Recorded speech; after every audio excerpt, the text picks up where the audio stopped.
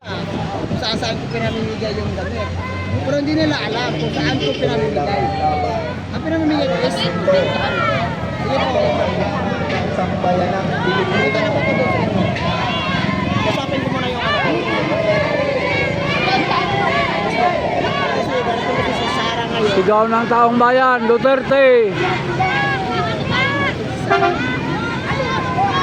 Hindi ko namin alam kasi biglaan po. Marami pong ano, na may mga XPT na po. Highway patrol car. Yun na yun. Yun na po siya. Pero wala po naman po.